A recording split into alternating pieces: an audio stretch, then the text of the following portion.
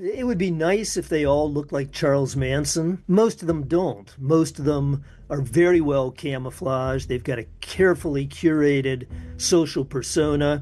Gacy talked with me for hours on end about how he couldn't possibly have killed all of these boys and young men who he was convicted of killing, 26 of whom were found in the crawl space under his suburban home. I extended my hand and he extended his handcuffed hand. And Jeff, I'm John, or you can call me JW if you want to. That's what a lot of the guards call me. I know. You've come looking for the monster. Well, you're going to meet the man.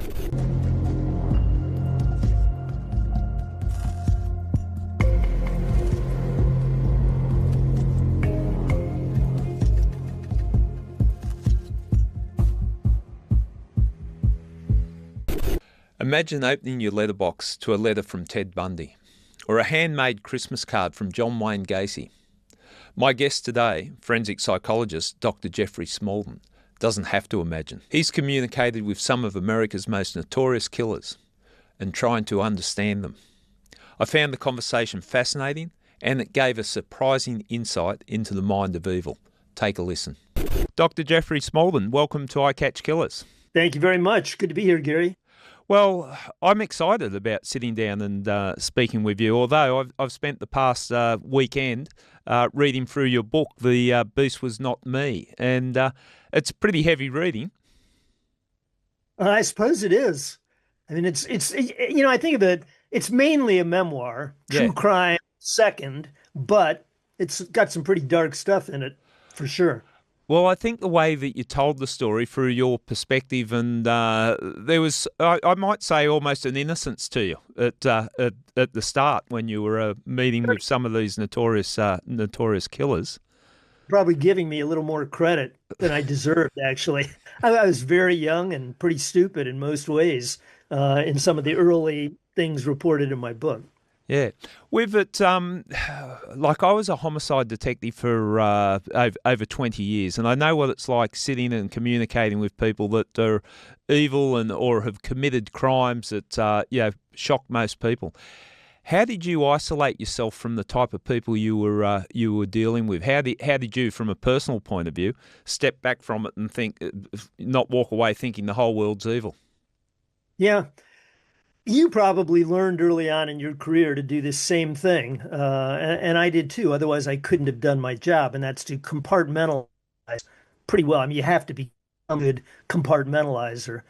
Weirdly, I've been asked that question before, and I didn't really bring a lot of it home with me. During most of my career, I had a wife, two young kids, and for whatever reason, this maybe says something pathological about me. I don't know, but I never had nightmares about, the crime scene photos, and I wasn't the one doing like crime scene analysis like you probably were.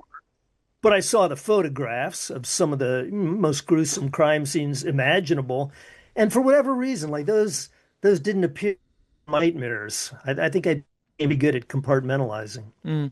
I have a theory on it that I'm talking to a psychologist and talking about theories of the mind. A theory on it that when I went to a homicide scene, I was focusing on doing the work, and I'm sure that was your focus when you're sitting down speaking to these killers, consulting with them, that you're focused on your job, and I think that provides a degree of protection from the horrors that you see or hear about and the people that you meet. I think that's right. I mean, you focus on what you're doing. This is my job, and you couldn't take that home with you. Certainly not at the level of intensity you experience while you're actually going through the encounter, either with the suspect or with the crime scene itself. You just, if you were walking around with that in your head all the time, you'd have a hard time functioning. But you did bring up one interesting point, I think, at least implicitly, and that's, you deal with these people. It would be nice if they all looked like Charles Manson, because we would all know to immediately turn and run. But most of them don't. Most of them are very well camouflaged. They've got a carefully curated social persona. And I did think frequently over the years about the relatively superficial cues that all of us use every day. And, seems like a nice guy, nothing the least bit threatening, easy to talk to. And a lot of people rely on those cues to put themselves in positions where they would be potentially very vulnerable to a predator, for example, Mm. Gacy or a Bundy. Yeah, that's what you're saying there. The normality of people that have committed horrendous crimes, and it is hard not to drop your guard down because I think it's human nature. And I would often say to people, you lock me in a room with someone long enough, and I will develop a rapport. I think it's human nature. And some of those people are very bad people, but you communicate, you socialise, and it's just human nature. I think that you make that connection. And, I mean, that's certainly how I thought about my interviews with even some of the most horrible people on the planet. Uh, One of the things, and not every forensic psychologist would agree with Mm. me on this approach, but I always tried to establish a very horizontal relationship with whoever I was talking with. Never wanted to come upon or come across as the expert looking Yeah. down on someone. Always try to make it conversational. I always introduced myself as Jeff, not Yep. Dr. Smalldon. Gave them my business card. They could see who I was. Their attorneys had told them. They knew I was a psychologist. I didn't need to tell them that. What I was interested in mainly is making a connection with them. In your book, you talked about, and we're going to speak about specific killers and people that you met through the course of your career, but just talking in a general sense, I picked up there, and I found it interesting. It made me reflect a little bit that a lot of the people you spoke to didn't understand irony, and you've got people that have committed or are in jail or on death row horrendous things, and they're talking about someone else. Oh, I don't agree with that type of behaviour. And you raised it very well and quite humorously in your book about, there's a little bit of irony there, given the fact that you're in here for murdering a dozen people. Is that a trait that they've got? Because I link, like, irony, maybe they haven't got empathy, they don't understand, but I thought it was quite a revelation to me reading it. I hadn't thought about the fact that they don't see the irony in situations. It's something I often had occasion to think about throughout my career, but I don't know what it is. They just didn't seem to grasp irony. Like one particularly dramatic example of that was, Gacy talked with me for hours on end about how he couldn't possibly have killed all of these boys and young men who he was convicted of killing, 26 of whom were found in the crawl space under his suburban home. Mm. He could go on for hours and hours about all kinds of different people had keys to that house. The cops assumed it was like a normal residence, but it wasn't. There were people in, people coming out. He could go on forever like that, but he insisted that the cops really had the wrong guy. He knew something about five of them, but that was all. But he saw no irony in posturing as an expert about serial murder. He would address these national FBI conferences. They would invite him to be a guest, through some sort of Yeah. technology, and he would do it. And I would say, John, what makes you think you have anything special to contribute to law enforcement studying the mind of the serial killer when you insist that you're not one? Yeah. And he would just pause for a minute and say, well, I don't know. I just assume that I've got something to say that is worth their listening to. A bit of a flaw in his argument or rationale there. Let's talk about John Wayne Gacy, because I don't know. There was something very chilling about that man, and I've read the aspects and your dealings with him in the book, but also know the I think it was 33 victims that he had.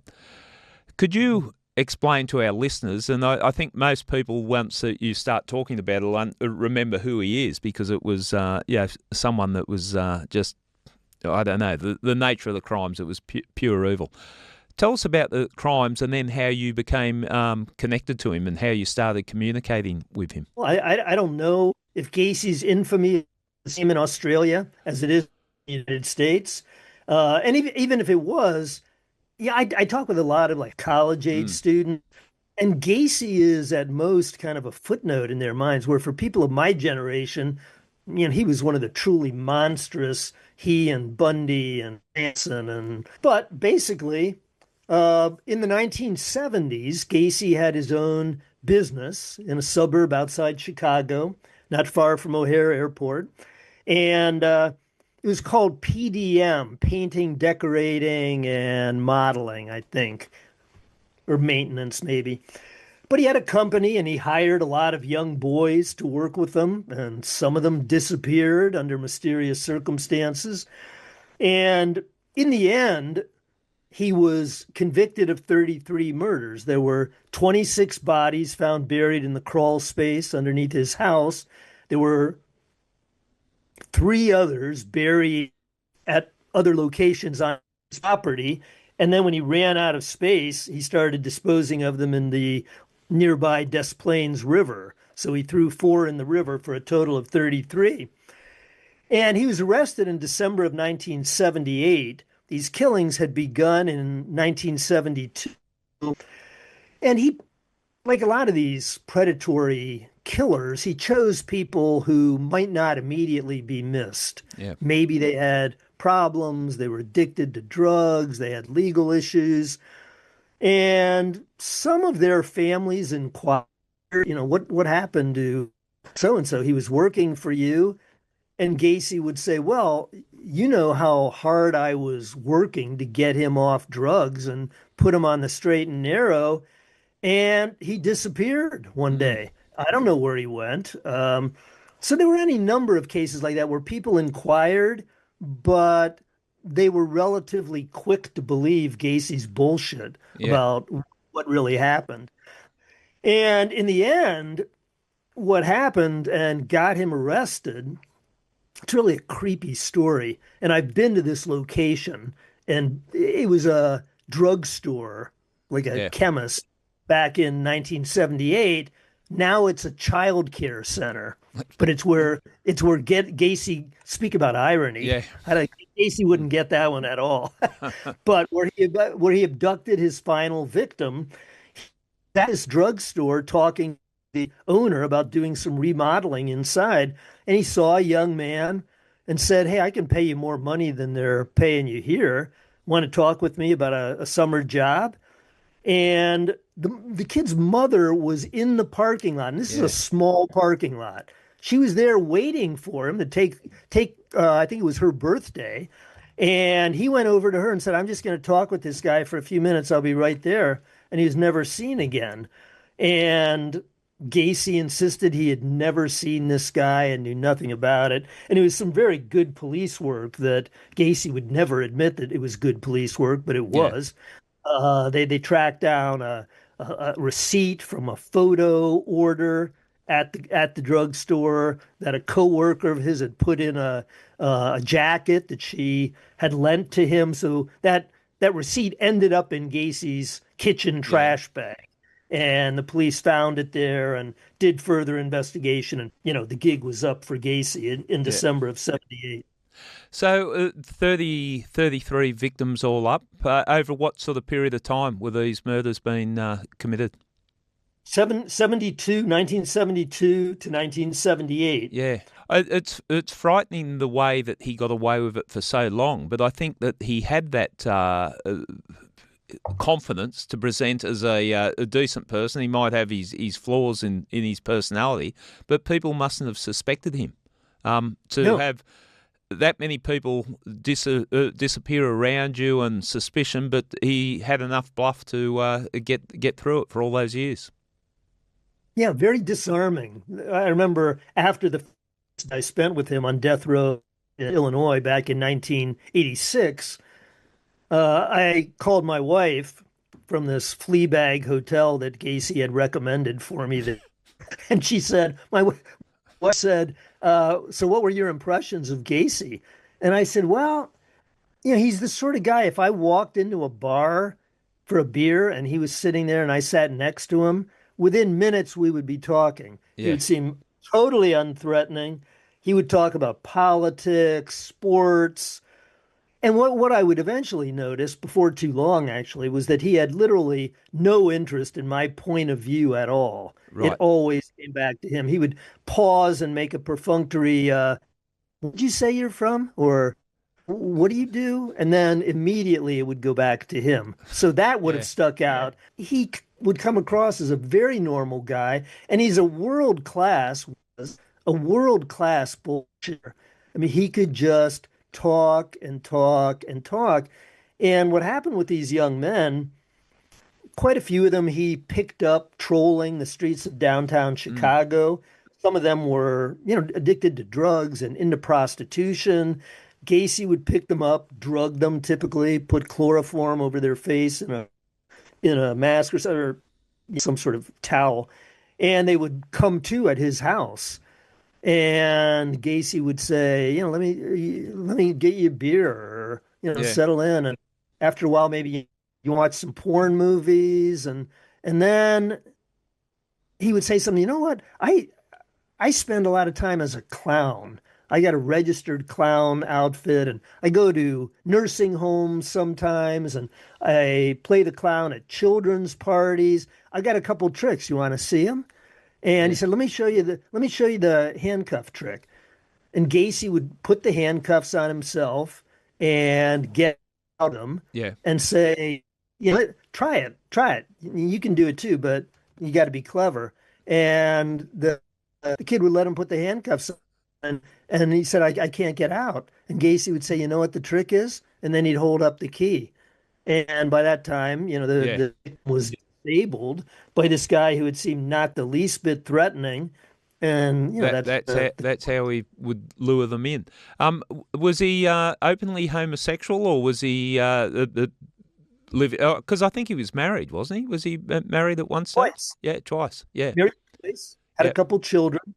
And his second wife was actually living with him in the house that he had done some time in Iowa, a more western state, on a couple of sodomy Yeah. charges involving a teenage boy, served a relative short time in prison. And then they agreed to parole him to his mother's house in Chicago, where he was from. So he went to Chicago and for a while lived with his second wife. And she had two children, I Yeah. believe, who weren't Gacy's biological children. Yeah. He lived with them, and the murders, there may have been a murder that occurred while she was still there, but she divorced him, got out of the picture, and that's when the rate of murders really accelerated. Once she was Oh, oh, off the scene. How was he actually killing the victims? What was he? Did he have a MO in the way that he would kill the victims, or what happened to them once they were restrained by him?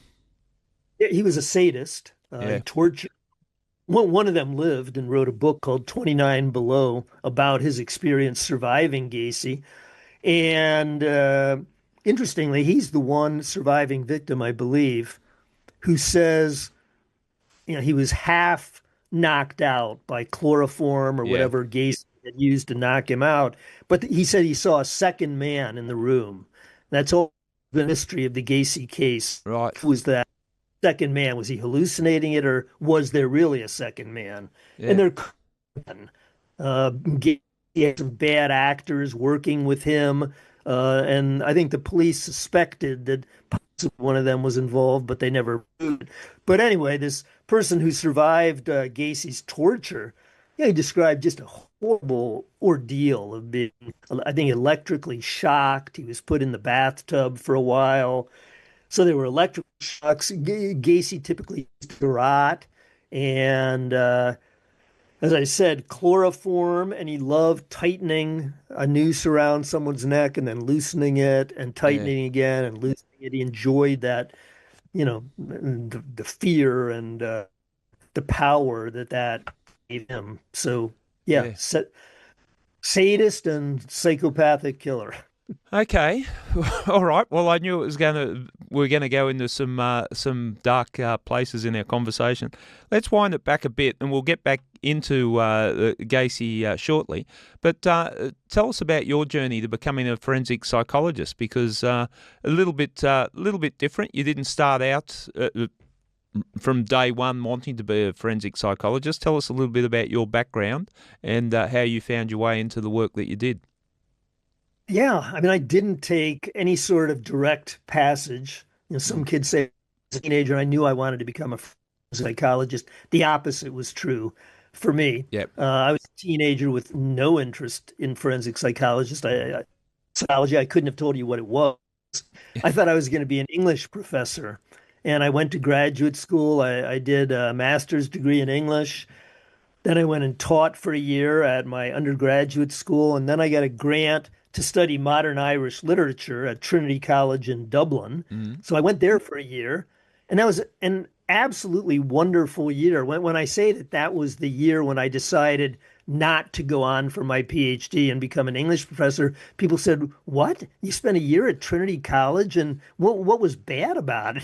What convinced you not to continue in that direction?" And there was nothing bad about my Trinity College Yeah. experience. It was wonderful.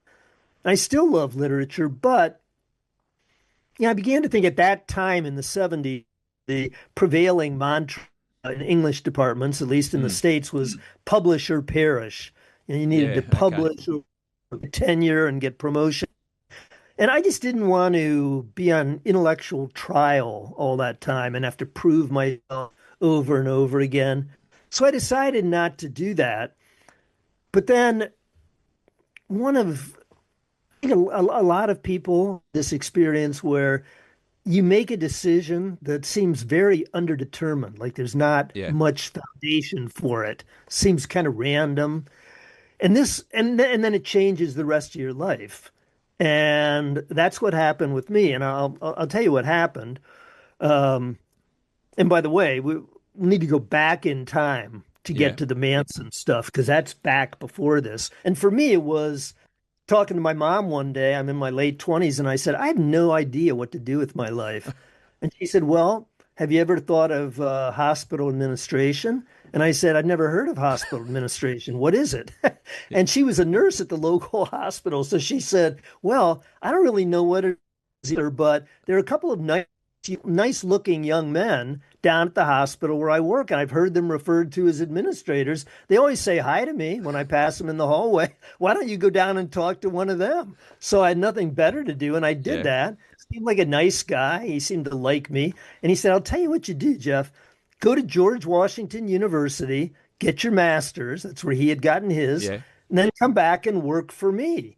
And it kind of Okay. sounded like a job offer. And I applied to one school. If I had gotten rejected there, that would have been the end of Yeah. hospital administration. But I got accepted and I went there. And then I ended up doing a residency at a hospital here in Columbus, Ohio, where I still live. And two of my coworkers were murdered Yeah. in the hospital.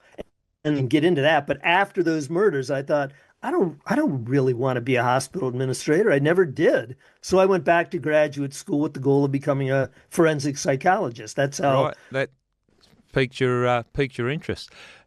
Tell me about the two co-workers that were murdered, because that well, you've just described it that steered your career, but it had a sort of profound effect on you. And a lot of us go through life and never knowing anyone that's been murdered. So you would have felt the pain and the shock that comes with a homicide. Tell us about that and how it played out in the end, because I think that's very interesting too.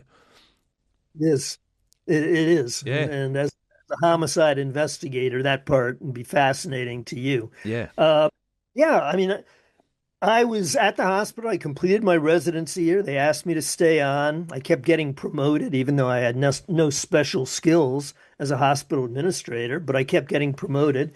And among the departments that I had responsibility for was this small research lab that had a total of 6 employees.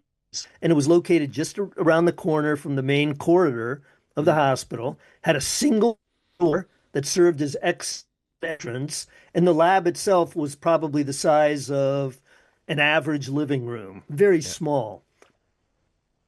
For Christmas that year, as the administrative contact for that department, they invited me to their small Christmas party. I went to it, and all the talk was of plans for Christmas. Everybody seemed upbeat. And I went home to Western New York, Niagara Falls, where my parents lived, for the holidays. And while I'm there, I get a call from the director of public relations at the hospital. Jeff, I've got horrible news. And my assumption was that something horrible had happened in the mental health and addiction services Yeah. building that I also had responsibility for. So I'm expecting something had happened there. And she says, no, Matt Maddox and Joyce McFadden were murdered in the research lab Friday afternoon between 4:30 and 5:05. And I said, what? I mean, Yeah. no news could have shocked me more. I was absolutely astonished. I said, Joyce and Patty, I was just with them. She said, I know, and nobody has reported seeing anything unusual. Anyone, and then right around the corner from the main hospital corridor and right down the hallway from the radiology department waiting room. Yeah. So it wasn't isolated. Nobody reported seeing anything unusual, any unusual people going through that door. The police arrested no one. And as you can imagine, it was bizarre returning to work there.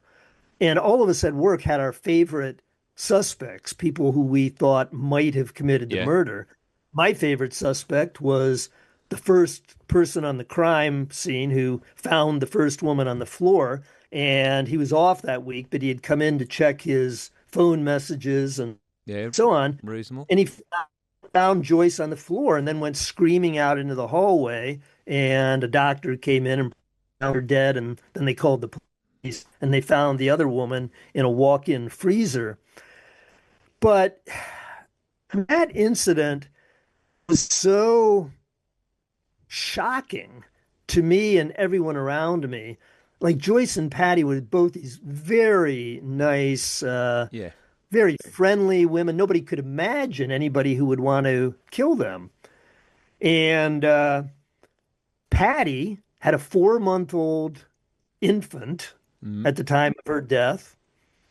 And she was, according to what everybody said, happily married, very conservative. She and her husband attended a Baptist church.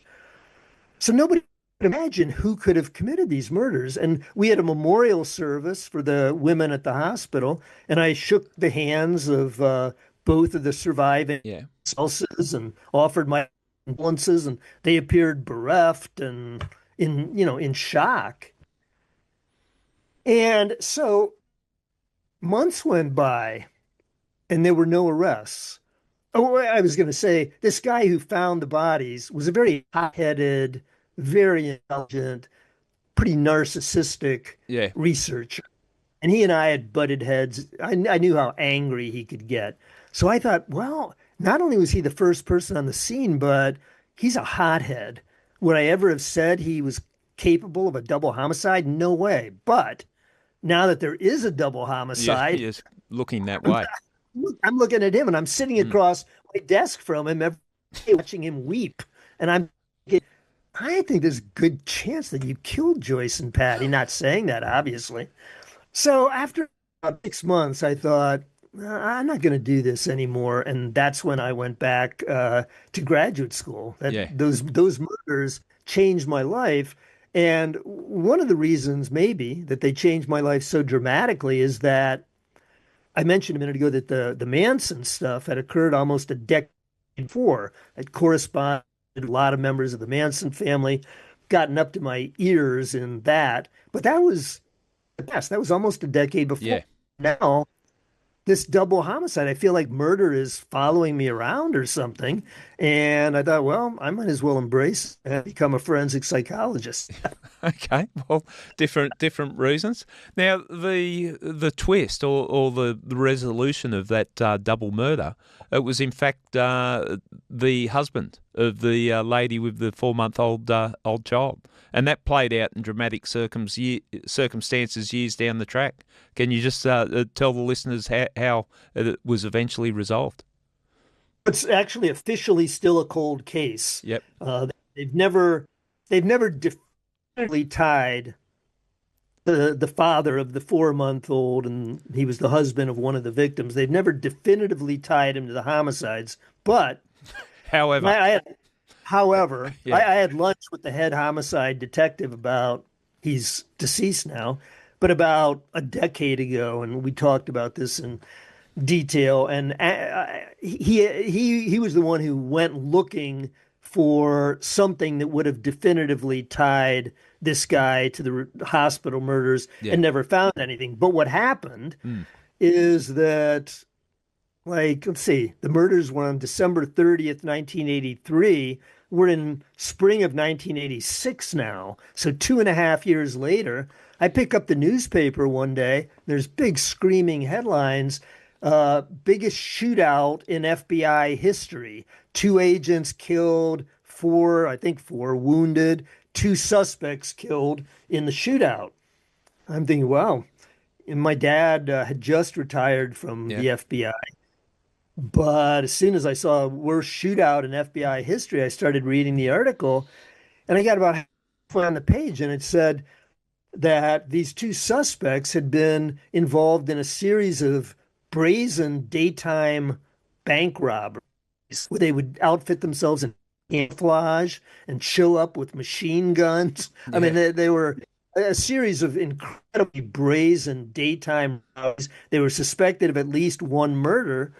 And I get halfway down the column and it says the two killed suspects were William Maddox, formerly of Columbus, Ohio, and Michael J. Platt. And I thought, William Maddox? Not that William Maddox. Can't possibly mm, be. The one with the 4 month old child who, and what happened is he hooked up with an old buddy of his. The assumption is that he was a sociopath and decided, I'm through with this middle class life. I'm done with Patty, and I'm gonna do something different. He hooked up with an old buddy. They moved to Florida, started a lawn care company. He remarried a woman who he met in a church singles group, yeah. and I pick. Well, yeah, I picked up on that in your book too. Yeah, we won't judge, but yeah, he was a predator in the church singles group. I mean, he was obviously a predator, but a Yeah, predator fully clothed in sheep's clothing. I mean, yeah. there was nothing outwardly that looked dangerous about him. Another of those cases, a guy who blended in very well, but was capable of extreme violence. But that is, and I think that's a chilling thing for the public too. And you reference Charles Manson, and obviously, the way he presents, that's what you want a monster to look like. But there's other people that get away with a lot of crimes because they come across, you know, we, as you said, the cases are still open on the murder of the two women. But there is that grieving husband at the funeral that you're shaking hands with, and a couple of years later he's in the biggest shootout then you know, with FBI agents and multiple people killed. So, Can I just mention two little details about yeah, that? The crime scene at the hospital had already been processed by the police. yeah, It was released to the hospital to have an outside cleanup agency come in and clean it up. But I was one of the few people who had a key to the lab because I was the administrator responsible. And my parents stopped on their way to Florida, like within the period, probably within a month of the murders. yeah, And I said to my dad, would you be interested in going over and looking at the lab where these murders took place? He said, absolutely. So we went over and at night where nobody would yeah, really notice us going into the lab. And my dad, who he wasn't a homicide detective, that's not what he did, yeah, but he was a law enforcement officer. yeah, And he looked around and he said, you know what?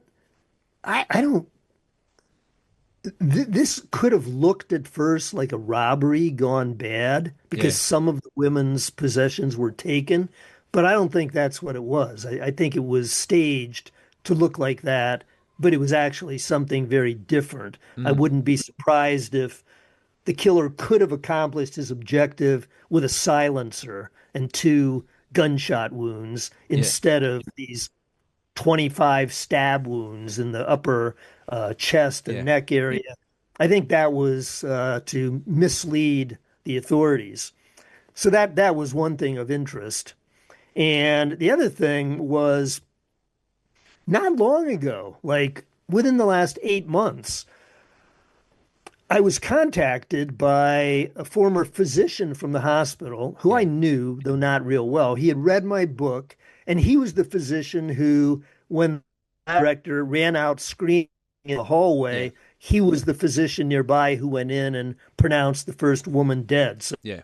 he was right there on the crime scene before the police arrived. And he said, Jeff, would you be interested in me writing down memories of that day? I said, absolutely. Yeah. So he did, and he sent them to me. And, I was a long way from being a forensic psychologist at that point. And even when I became one, I was no expert in crime scene Yeah. analysis. And I certainly didn't see that crime scene. And I didn't even see photos of that crime scene. Yeah. But his name was Ed Bope. Ed said, you know what? The first thing I noticed when I went into the lab that day is that there were no defense wounds on Joyce. There were no signs that she tried to Yeah. defend herself. And she was positioned on the bottom on the floor like in a fetal position, and there were all these stab wounds across her upper chest and neck, like more than 20. Mm. And the first thing I thought was there had to have been two people. Somebody had to have held her from Yeah. behind for all those stab wounds to be made from the front without her struggling and there being Yeah. signs of struggle. I thought it was a very interesting observation, Mm. and it made me think really for the first time that probably both of them were there. It Both would, yeah. in his life. I think that's a reasonable assumption from the way you've described it, and yeah, the fact that he was running with his mate committing those other crimes, it's certainly something Now, that they those would. came later, Yeah. but Yeah, but I don't. if I mean, particularly if it was both of them, I still nobody has any idea how they got in and out of that lab yeah. without anybody seeing. They would have had to have had blood all over them. But Oh, if it's that many stab wounds. Yeah, most definitely. Okay, well think of it, that's yeah, that was your shock you needed to find your career and steer you towards your career. We're going out of sequence in terms of the people that you deal with, but while we're on the uh, John Wayne Gacy, let's talk about how you got in contact with him. And I know this flowed on after you'd spoken to the Manson family. Talk us through the communications you had with John Gacy and your visits with him in prison. well, I decided to start graduate school and Yeah. begin work toward my PhD in psychology with the hospital murders still very much preoccupying me at that point. They hadn't been solved when I began graduate school. And I thought, and I was kind of a compulsive reader of true crime back Mm. then. But I thought, I wonder if there's a way for a more direct access, avenue of access into the brains of people who kill. And maybe if I could find one, they might improve my thinking about the kind of person who could have killed my two Yeah. coworkers. That was my thinking. And so I thought, the first thing I thought was, well, Ted Bundy is down in Florida serving two death sentences. I'll try to contact him. And that's another whole chapter Yeah. we talk about. But I had a brief, very interesting correspondence with Bundy, but it became clear to me that it wasn't going to progress in the way I wanted it to. So they Yeah. were willing really have a dialogue with me. And I thought, well, who else might I talk to? I knew John Wayne Gacy was serving a death sentence in Illinois, been convicted of these 33 murders. So I decided to contact him, and I wrote him a letter, told him that I'd read several books about his case. He would have known from reading my letter that I knew quite a bit about Mm. it. And I said I'd like to. I didn't mention the hospital murders. From that first letter, I just wanted to engage him, and I told him, are you willing to talk with me, have a Yeah. dialogue through letters? And he's very pretty initially. He said, in true narcissist fashion, Mm. He said, if you think you know one thing about me from those books you've read, I am sorry to tell you you're wrong. You don't know one thing about me. Yeah, Like, he's the black box with all the privileged information, and you can come get it or not, but don't think you found it anywhere else. You yeah, need to come to the source. So I that prickliness and he wanted me to write him back, so I did. And that began a correspondence that lasted 3 calendar years. And we would exchange an average every 2 weeks. yeah. And he began calling me on the phone once in a while. But he said, after we'd been corresponding for about 7 months, why don't you come visit me? I hadn't thought of doing Yeah. that. It was 450 miles away from where I lived, but I decided, well, I mean, I always remind people when I tell this story. I was early on in my graduate work. I had never, when I went out to visit Gacy, I had never before been in the same room with someone known to have committed murder, Yeah. even one murder. That's how green I was. And so I drove out there to see him and spent 2 days with him on that first visit, and then made a subsequent visit where I also spent 2 days. What was your takeaway from him? Sitting down and spending those times with him. Well, quite a few things. He was, I think I said before, he was a world-class bullshitter. Yeah. I mean, just, and it became wearying at times. A lot of people think, boy, sitting across from a guy who's killed 33 people, your nerves must have been on end and the adrenaline must have been coursing through you. But it really wasn't like that. Yeah. He greeted me by saying this is the first day of my first visit there. I extended my hand and he extended his handcuffed hand, and I said, "Hi, Jeff." And he said, "Jeff, I'm John, or you can call me JW if you want to." That's what a lot of the guards call me. And then the very next thing he said was, I know, you've come looking for the monster. Well, you're going to meet the man." That's how he talked. You're going to Yeah. meet the man. I mean, the Yeah. grandiosity was something old, Yeah. truly. You're going to meet the man. So we sat down, and I could just see him working. I could see his mind working and realize how skillfully he disarmed his victims. He just, for one thing, he just wouldn't stop talking, and he Yeah. just controlled the conversation that way. He wouldn't stop talking. And, we started talking about mutual interests, football, democratic politics, and he was very easy to talk with, not the least bit threatening. At one point, and this is one example I Yeah. think of how green I was. There are a lot of them, but he, he came out on each of the 4 days that I spent with him. He would come out with this log book and then usually some photograph albums. He was so compulsive that in this log book, Yeah. he registered every piece of mail he received, every meal he ate, what time he got up, what time he went to bed, visitors.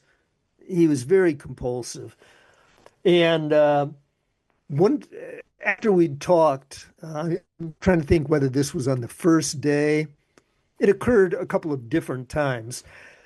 He said we were sitting at a relatively small table in a death row visiting room, either side of the table, and he said, "Come over on my side of the table." And I remember thinking, Okay. I don't want to go Mm. over there, but I also want to communicate fear.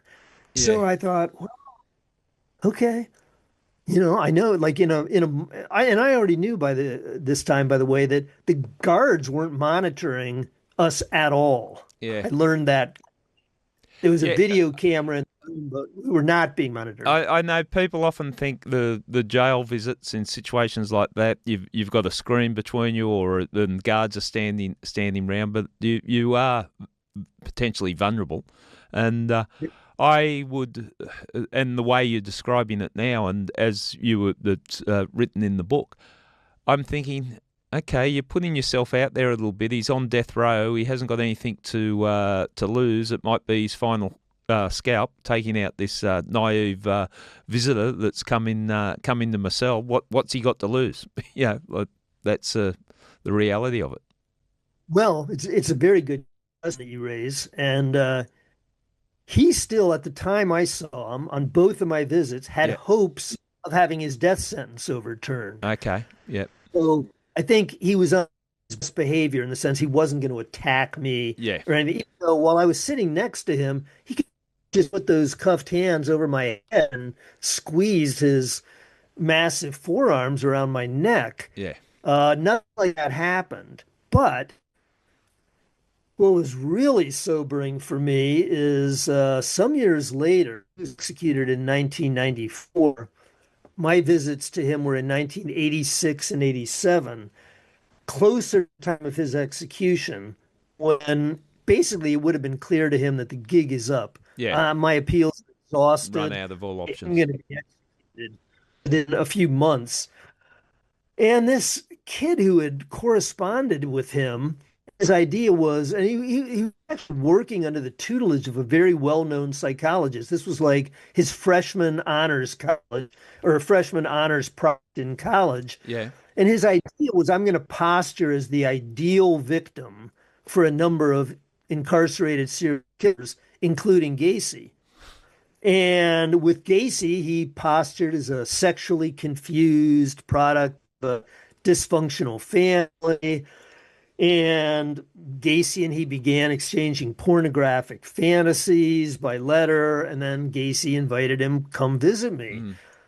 This young man went on to write a book called The Last Victim, which tells about his time with Gacy. And it was very clear from his description that he met Gacy in the same room I did. The setting Yeah. was this, and the situation was totally different. Gacy attacked him verbally, emotionally, threatened to rape him. Said, I could rape you on this floor, and nobody would come to help you in time. Yeah. Basically, in so many words, saying you're mine. Uh, and it got very harrowing. Gacy gave him a bracelet, a pair of underwear that he wanted him to wear the next day when he came back. And it Yeah. got really crazy. And I thought when I read that book, I was in more danger than I realized. It was probably Gacy's hope that somehow he could find relief in appellate courts Yeah. that acted as the buffer between me and this madman. It's fascinating sitting down with someone like that and the nature of the crimes. Like I can't comprehend. I've sat with many serial killers, but of that nature, the brutality of his crimes and the way he did it, the fact that you have all these bodies buried under your home and still continuing on, it's quite chilling. But it's also quite frightening that he can present, for all intents and purposes, as a relatively normal person. If you took him out of that environment, as you described, if you sat down beside him in a bar, you'd strike up a conversation. I think that's the most frightening thing. Yeah. Well, you would know because you've. I'm looking at just the type of things that you've done. It's a consultation with close to 300 death penalty cases, which would be interesting, and evaluated more than 1,000 murderers, serial killers, mass killers, sprees, all kinds. So you've really seen it throughout your career, and a couple of things I just want to talk about because these questions are often asked of me, and I'm not qualified enough to say I can speculate, but people often say with killers, are they born? The old nature or nurture situation. What's your take on that with all your studies that you've done and all the work that you've done? Well, I really can't claim any privileged expertise. I'm not a researcher Yep. into neurology and so on. But I think most mental health agree that it's some combination of Yeah. those things. Uh, Something wrong in the hard wiring, though when a radiologist examined Gacy's brain Yeah. following his execution and found no abnormalities that Yeah. he but I think most people agree that there's something amiss in their hard wiring when they enter the world. And then that interacts with their experiences. Could someone like John Gacy Yep. have not become a killer had he, instead of having an alcoholic, abusive father, Yeah. encountered, some really nurturant teacher or something like that? Maybe. I mean, maybe his course toward a serial killer could have been interrupted Yep. in that way. He had other skills. He could have succeeded in business. But, there's a book by one pretty well-known psychiatrist. I won't mention her by name, but she has actually floated the possibility that one day we'll be able to identify a serial killer gene and Yeah. identify serial killers before they're born. Mm. I mean, I think that's a very wild. Uh, I don't think many people believe that that's true. Yeah, But the way the world's going, Jeff, but I don't know what's going to happen. I, are you familiar with the work of James Fallon? I think he's over in California. His take on it was he did some PET scans of brains of some of the US's worst killers to see if there's some pattern he could detect. And to balance that out as by way of comparison, he also needed people that weren't notorious killers to get the PET scans done of their brains, of which he did his own brain. And he came up with the same predisposition as some of these most notorious killers. I don't know the details, but it was some pattern in the frontal lobe of the brain. And his rationale was he's got that predisposition in what he saw in examining the brains, but he grew up in those crucial years, from infancy up to sort of 3-year-old. He grew up in a loving, nurturing environment with parents and all that, and that's probably, if he grew up in, say, a war zone or in a troubled household, it might have played out. He mightn't have turned out the person he is. So he sort of gives it the combination, not dissimilar to what you're saying. It's probably a combination of both that lends itself to it. yeah, and I think that's what most mental health professionals would say Yeah, if yeah, they could specify exactly what that weird alchemy is that produces the killer eventually. yeah. We all always say, just in the terminology of a psychopath, or it's easy to label someone a psychopath or a sociopath.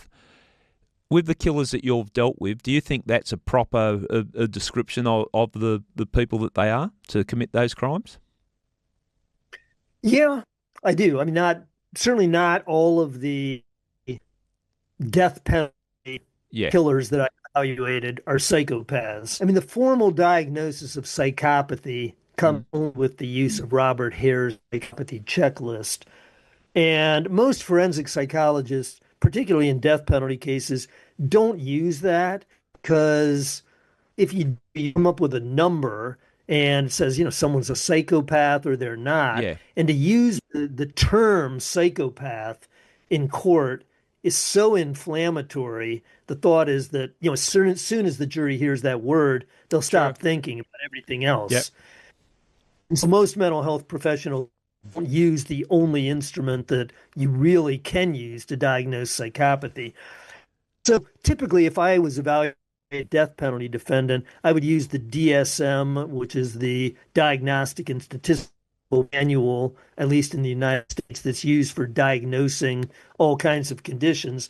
And the closest thing in that to psychopathy, though they're not equivalent, is antisocial personality disorder.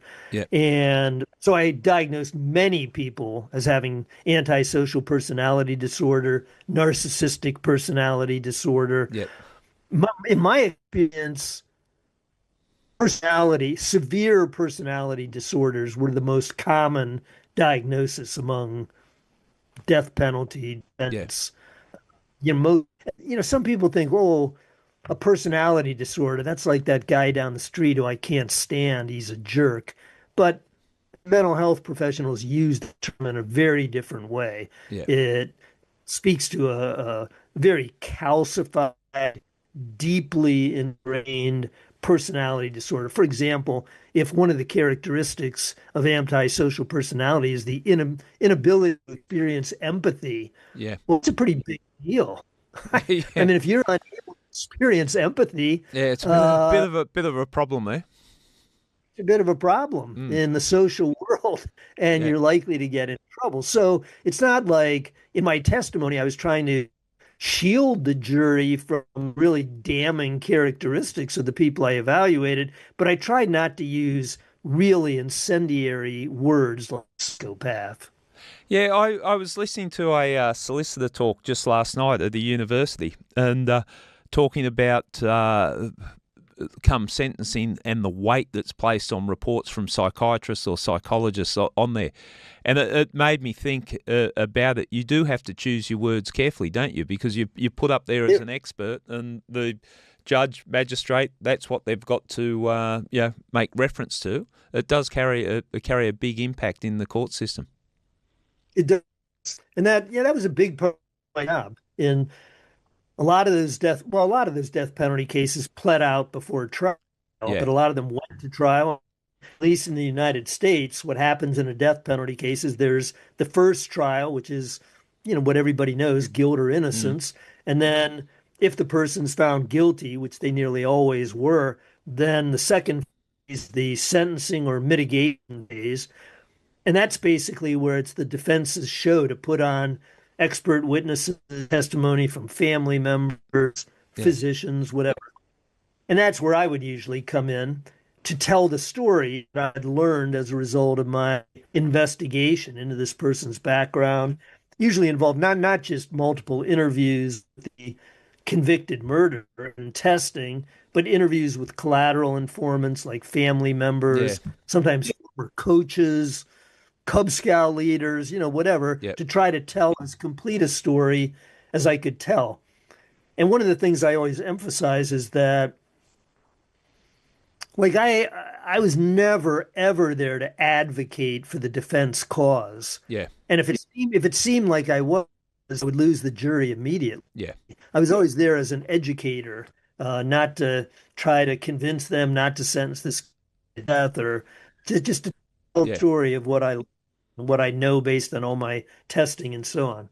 Present be objective. I'd imagine from a personal point of view, it would. There's a lot of weight on you. You're sitting down, speaking, assessing people that are on death row. We don't have it here in Australia. Um, yeah, I would imagine it's a pretty a pressured position to be in. Well, it is. I mean, a lot of the cases I worked on were very high publicity Mm. cases. So there was stress when it came time for me to appear at a sentencing hearing, though I got used to that, and I think I was a reasonably good witness. But one of the best things that ever happened to me in my years of working on death penalty cases is the case of a spree killer in Columbus, Ohio, where I live. This guy had killed four people, including an infant, and attempted to kill many more. And, was just he in holding cell outside the courtroom. He wrote on the wall like scorecard of how many he got, Yeah. and like he was Yeah. the winner of the competition. Really Cla- incredibly inflammatory. The judge limited it. The judge only permitted one piece of this outrageous graffiti. But Yeah. my point is, this guy was a bad guy and never expressed a scintilla of remorse. And so I testified about him, and he had serious mental health problems. I talked about him. But after my testimony, the judge recessed for a minute, and the wife of one of his victims and her daughter, the daughter of Yeah. the victim, up me and said, you testified for the defense, or the defense requested your testimony. We understand that you were just doing your job. We thought you did a very good job as an witness, Yeah. and that was a big deal to Mm. me to have victims So, right. approach me Yeah. and tell me, Okay. I can imagine. Um, yeah. again, because most people don't get exposed to it. No, I wasn't going to go down this path, but just a general question. What are the people like? Sitting on death row? Are they, hoping? Are they scared? Is there a thing that you saw? Or if you've sat there with hundreds of people facing a death penalty, what sort of impact does it have on them? I don't think anybody's ever asked me that question. It's a good one. Yeah, One example comes to mind. I worked on the case of this guy who killed, he was a cult leader. He yeah, had killed, executed a family of five, including three young children. And before his arrest, lorded over this group of people who he claimed he was a prophet. They were an offshoot of Mormonism, claimed he was a prophet and so on. And he was the guy with the power, convinced this group of people to help him carry out these outrageous crimes. And I got involved on his case at the appellate level. I wasn't involved at the trial yeah. level. So he was already on death row when Mm, I asked to reevaluate him. I went to see him on death row, and typically in the sentencing hearing of these cases, the convicted murderer is given an opportunity to make an unsworn statement. And attorneys usually tell them, unless you can muster some degree of sincerity yeah, and get up there and say, "I'm sorry," yeah, then we're not going to ask anything of you. yeah, In this case, this guy's name was Jeffrey Lundgren. A couple books have written about his yeah, case. Jeffrey Lundgren, and he had no interest in advice from anyone, including his attorneys. And he got up on witness stand and thundered for more than an entire day about why these murders are justified, and it's ah, just an yeah, outrageous, and went on and on and on like he was in the pulpit. yeah. I could I, imagine. I remember I read his whole unsworn statement, and he came to the part about killing the children, and he says, "Now we come to the touchy subject, the death of children," and then he went on to justify it with these scriptures he read. So a very Yeah, bad guy. But my point, I went to see him on death row, saw him before I met him, and he was like lumbering around, just waiting for the next order that he got from one of the guards. yeah, He didn't look like he was in control of anything. He had yeah, just kind of become this subservient, habituated death row guy. Um, I, I remember this. This is just a funny. I think yeah, it's funny. This guy who was well known in Ohio because he had been the leader of a insurrectionist group of prisoners at the maximum security prison in Ohio called yeah, Lucasville. There was a riot there in 1993, and George H. was like the spokesperson for the inmates. And he was a big career criminal, like his hands were like baseball mitts. yeah, A very, very likable guy. He'd been in prison forever. But I remember this because I went to see George to continue an interview with him the day after 9/11, the yeah. World Trade Okay. Yep. bombing. George, I remember George says, "You know what? I'm telling you this, Jeff, and I mean it. If they let me out of here, I will travel to Afghanistan and I will find that effort and I will mess him up. And then I'll come back here and I'll walk right back into the cell. You take my word on that." And I just thought, okay. Yeah. It's I'm bizarre. sorry. I think different of them adjust in different ways Yeah. to being on row. Well, yeah, you've got to see, and you said a funny story. You've got to see the humour in all the darkness, haven't you? Otherwise, you'll fall down that rabbit hole yourself. And Yeah, you do. at least you can appreciate some irony too. That's a good thing. Um, Thing. we might take a break here. When we get back for part two, I want to delve deep into your communications with the Manson family. Like that's I don't know, something about that whole Charles Manson and the time, the period, late 60s. It's just left an indelible impression on everyone, not just in the US, over here in our country as well. We'll talk about that and delve into a few other things. I want to touch on Ted Bundy. I know you had a couple of communications with him.